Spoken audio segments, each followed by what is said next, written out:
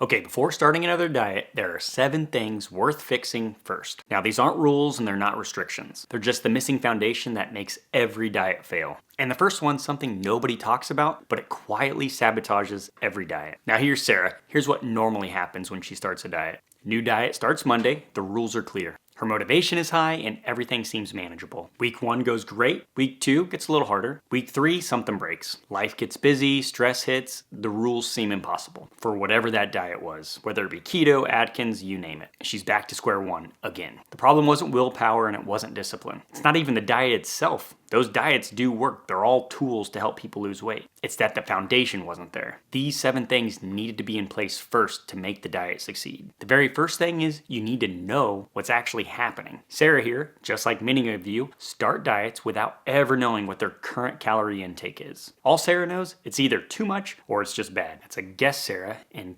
guessing won't make a change. Now, Sarah here has tried keto, she's tried Weight Watchers, she's tried intermittent fasting, and nothing stuck. And when I asked Sarah, hey Sarah, how much do you eat? Sorry, Sarah's lips don't move. She always says, I don't know, probably too much. So the very first thing Sarah's gonna do before she starts a new diet is she's gonna download the Lose It app. You can check it out in the show notes below and just monitor what she eats for 7 days. She's not tracking as far as like needing to do anything special. She just needs to get a baseline of how many calories she's eating throughout the week. Because the only way for weight loss to happen is if you're in a calorie deficit, and you need to know where your baseline is to make that judgment call. The second thing that needs to happen before a new diet can be started is Sarah's sleep. Sleep is critical for every single diet because it messes with your hormones. Studies show if you get between 5 and 6 hours of sleep, your leptin hormone actually decreases, and that's the one that tells your body, hey, I'm full. All the while your ghrelin hormone, that's the hormone that tells your body, I'm hungry, increases. And not to mention your logical brain tends to teeter downward whenever you're not well slept and your emotions kick in. Now, the next day, you're walking around and you're like, man, I am hungry. There's donuts in the office. I know I had a plan, but, and then your emotional brain's like, eat those donuts. Once again, it's not a willpower thing.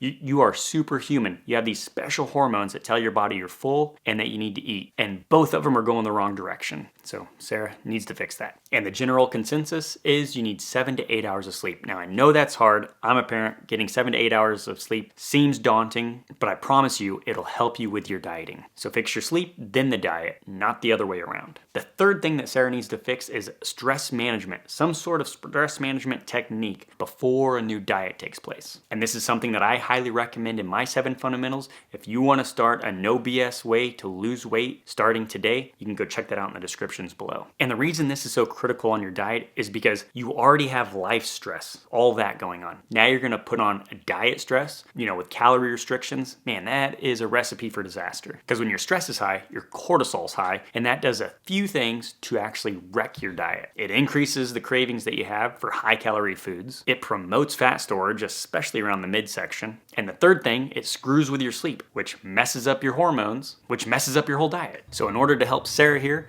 we implemented just some sort of stress technique, whether or not that's just a 10-minute walk on her lunch break just to decompress everything, or maybe it's a 5-minute breathing technique, or maybe it's simply just setting her phone down, having a cup of tea, and just relaxing on the couch for a little bit. She just needs some way to take off the stress a little bit. So build the stress management habit first, then the diet. Don't do both at the same time. Now the fourth thing, movement needs to have a baseline before you start cutting calories. The reason this is so critical is because most of your energy burned actually comes from just everyday movement, not the formal exercise you do. And I don't know about you, the only reason I've ever failed diets is because I've gotten hungry. So if you can bump up your steps in the day, and that's a good benchmark for overall movement, I would much rather increase the steps because you're not being exhausted and you can eat a little bit more. So she's going to need to start monitoring your steps either with a smartwatch or her phone, because losing weight is a simple math equation. You need to burn more calories than you consume. And by measuring her steps and getting an overall movement base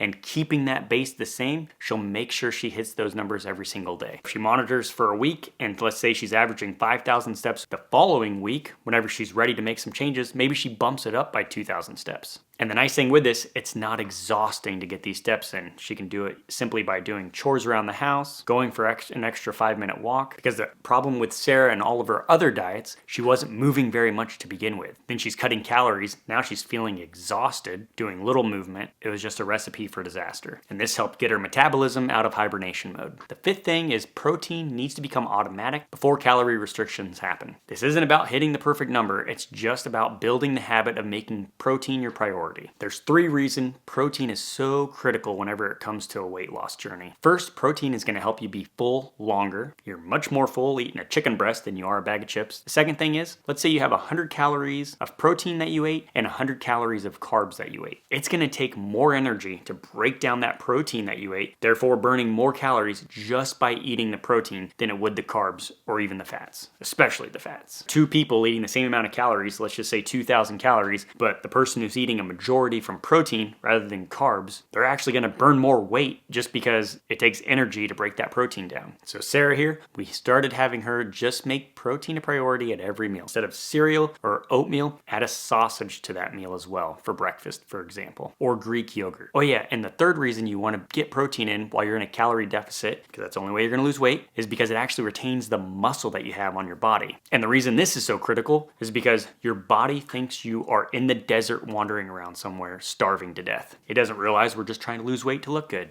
So when there's not enough calories, it's either going to pull from your muscles or it's going to pull from your fat storage. If you want to eliminate or at least alleviate it pulling from your muscles, you need to be eating 0.8 to 1 gram of protein per pound of goal body weight. So this is why you build that protein habit first before you start a diet. This is where people talk about wrecking their metabolism. And it's not that they've wrecked their metabolism, it's that during that calorie deficit, your body started taking away from your muscle rather than your fat storages. And the reason they feel like it wrecks their metabolism is that it takes more calories to maintain a pound of muscle than it does to maintain a pound of fat in your body. Okay, the 6th thing that needs to happen before Sarah here starts a new diet is she needs to fix her food environment. Everything in her house should support her goal in losing weight. That way she doesn't have to use willpower to not eat the candy bar that's in the cupboards. I have kids. I know how hard it is not to eat their candy. Half the time I eat it, my wife says, "Why'd you do that?" And I'm like, "Don't bring it into the house." Now doing this, willpower is limited. Your environment is unlimited. You can set it up however you want. Now this doesn't mean that Sarah's house needs to be sterile as far as no junk foods anywhere. They just need to be out of sight. One of those things, out of sight, out of mind. Because you're going to be much less likely to go get it if